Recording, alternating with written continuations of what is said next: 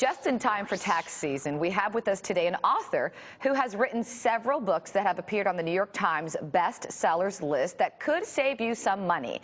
Daniel Solin is the author of The Smartest Investment Book You'll Ever Read, and he's also a financial columnist for AOL, a popular financial blogger for the Huffington Post, and a frequent guest on other national TV and radio shows. He has even testified before Congress on financial cases. Good morning. Thanks for having me. Daniel, your books have made the bestsellers list. So what do you think has been the key to their success?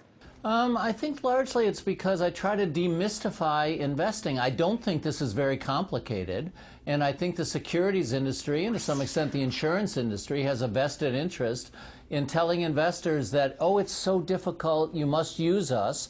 And the reality is that all the data shows that people who don't use brokers or advisors who tell them they can beat the markets do much better than investors who use these people. So what I try to do in my books is say, look, this is simple. I'm going to make this really simple and easy. I'm going to give you a very simple process. Follow this process. You'll be just fine. You don't need a broker or advisor. Easy is good. Now, what makes this the smartest investment book you'll ever read? All right. It's the focus on you'll ever read. It's not the smartest investment book ever written, but it is, you know how most investment books, when your eyes start to glaze over when you think about, oh, I have to read an investment book. It's going to have a lot of terms I don't understand. I'm not going to be able to follow. It's going to be incredibly boring. I try to make this really simple, easy to understand so everybody can read it. Everybody can understand it. Everybody can implement the very simple strategy set forth in it. So the emphasis on the title is Smartest Investment Book You'll Ever Read, meaning you can do this. How do you think investors should be investing in these very, very uncertain times? Well, I think the way people should invest in these uncertain times is the same way they should be investing in more certain times. Oh. They should first determine their asset allocation. How much risk can they take?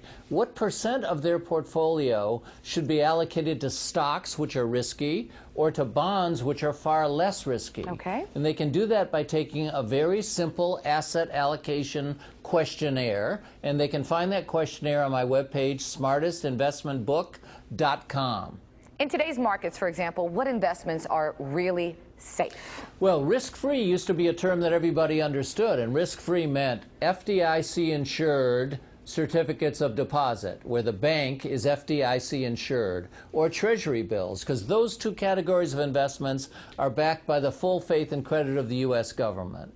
I still don't believe there's any meaningful chance that the U.S. government's going to default on its debt, but that's something people now talk about, whereas 5 years ago nobody even spoke of this.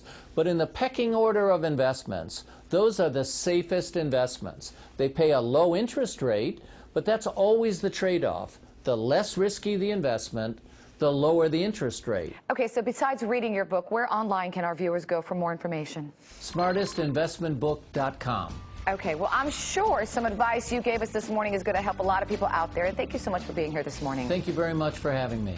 Good luck on the book. And coming up next, don't miss more great advice in our My Money series to help you balance your checkbook as well as your life. Don't go away.